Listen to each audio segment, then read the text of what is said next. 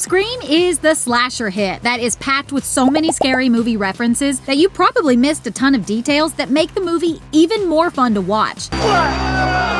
Like, did you notice that there are 2 different Ghostface masks used in the film? That there's a famous director hiding behind Freddy Krueger's makeup? And the Fonz makes an appearance? We'll be digging into these details and more as we look at 10 small details about Scream that make it even better. Welcome to Ranked, the show where we rank everything.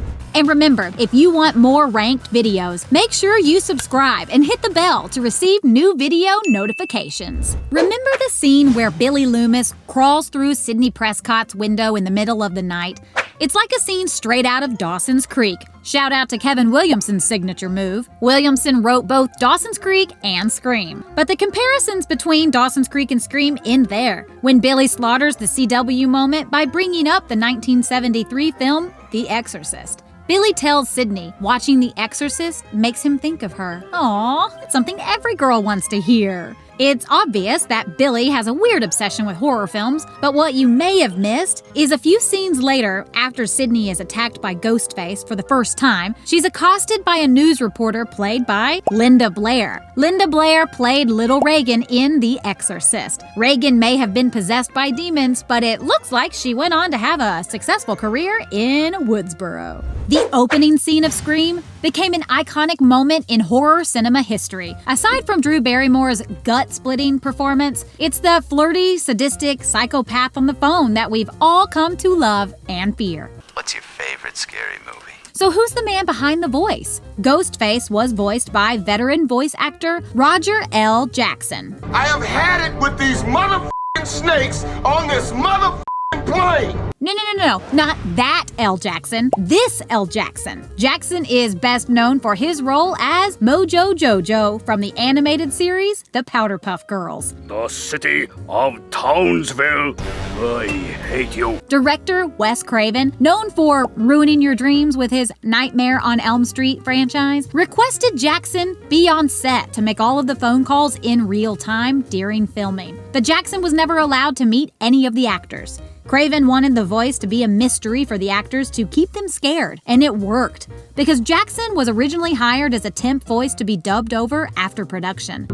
Shut up or I'll gut you like a fish, do you understand? Craven liked Jackson's performance so much, he went with it for the film. Lucky for Jackson, he went on to voice Ghostface in Scream 2, Scream 3, Scream 4, and the upcoming 2022 relaunch of the franchise, aptly named Scream.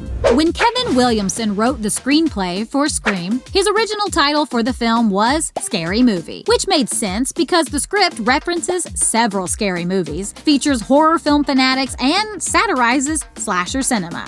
There's a formula to it. A very simple formula. Everybody's a suspect. But near completion of the film, Miramax began to second-guess the title. They felt it didn't suit the horror and violence that went beyond the satire in the film. Allegedly, the head of Miramax at the time was listening to the Michael Jackson song Scream and liked it as the title of a horror movie. So, Scary Movie became Scream as we know it. Williamson and Craven thought the new title was stupid, but after a test screening when they were offered a 2-picture deal for Scream 2 and Scream 3, their minds were changed. The irony comes years later when a Scream spoof is produced and called Scary Movie. Scream is a scary movie about scary movies, but Scary Movie is a scary movie about scary movies that are satirizing scary movies? This is total inception. Is Christopher Nolan behind all of this? That many dreams within dreams is too unstable. It is.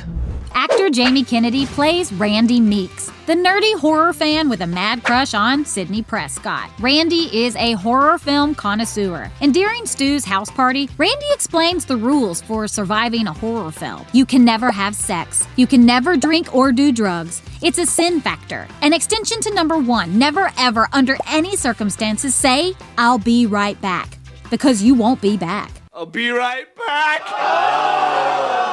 At one point of the party, Randy is left watching Halloween by himself. Randy yells at the TV screen, trying to warn Jamie Lee Curtis's character, who's in danger. At the same time, we see that Ghostface is behind Randy, about to stab the life out of him. Spoiler alert, it's Jamie yelling at Jamie. Luckily, both Jamies survive. Sidney Prescott's psycho killer boyfriend, Billy Loomis, clearly has an obsession with horror films, from using The Exorcist as a way to get into Sidney's pants, to referencing Carrie when Billy licks the fake blood off of his finger in the finale. He even goes as far as quoting Norman Bates, "We all go a little mad sometimes." But one horror film reference that may have escaped you is Billy's name. Billy Loomis is a possible reference to Dr. Sam Loomis, who is Michael Myers' psychiatrist in John Carpenter's 1978 Halloween. But it doesn't stop there, because Dr. Sam Loomis is named after John Gavin's character of the same name in the 1960 Hitchcock film Psycho. Much like Billy Loomis, Psycho's Sam Loomis is also a boyfriend who is left for dead only to pop back to life. Now, that is some intense family history. And if you didn't think the scary movie references could get any more obvious, check out this scene with the master of horror himself, Wes Craven. Seen here dressed as his beloved character, Freddy Krueger, with his iconic striped sweater and brown fedora. Can you see the resemblance? Principal Hembry even calls him Freddy. Not your friend. In Wes Craven's Nightmare on Elm Street, Freddy Krueger is a high school janitor who was burned alive. Is Scream an Elm Street prequel? Henry Winkler is well known as the leather jacket-wearing teenager Fonzie from the hit TV show Happy Days. In Scream, Winkler plays Arthur Hembry, Woodsboro's high school principal and Ghostface's third victim. Unless you're up to date on your 70s sitcom trivia, you may have missed Winkler's throwback to the series. In the scene leading up to Hembry's murder, we see Winkler looking in the mirror, fixing his hair just like the Fonz did. As Hembry's suspicion grows, he looks through his office closet where we see sports coats, dress shirts, and a black leather motorcycle jacket. Did the Fonz grow up to be a high school principal? Wait a minute. The Fonz and Devil Child Reagan both live in Woodsboro? Is Woodsboro a multiverse where 70s icons live their lives as muggles? If you thought the Ghostface mask looked like an off-the-shelf Halloween mask, well, you'd be correct. A producer discovered the mask by accident while location scouting for the film. The mask was designed by retailer Fun World in 1991 and inspired by Edvard Munch's painting The Scream. If you watch carefully, the mask changes during the course of the film. Because production hadn't secured the rights to Fun World's mask, they had KNB Effects design a replica mask. The KNB mask was used for the entire opening sequence, which were the first scenes filmed.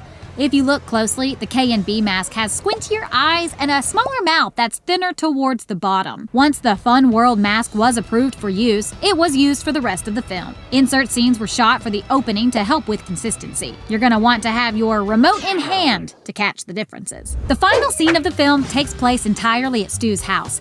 It took 21 nights to shoot, 50 gallons of fake blood, and multiple special effects for severe wounds. The production hired KNB Effects to create knives with collapsible blades and an umbrella with a retractable tip to be used as a stabbing weapon in the finale. During the finale, when Billy Loomis is stabbed with the umbrella, Skeet Ulrich is wearing a protective vest under his t-shirt to prevent any injury. Unfortunately, when the stunt woman acting as Sidney Prescott thrust the umbrella, she missed the vest and stabbed Ulrich on his chest, impacting a wound from an open heart surgery operation he had when he was 10 years old. Ulrich, who's now known as F.P. Jones on the CW's Riverdale, recently opened up about his numerous bouts of pneumonia that led to open heart surgery to repair a defective ventricle. So you can see why impaling him in the chest would be so painful. In the film, you can see Ulrich's genuine reaction as he flinches from the very real pain.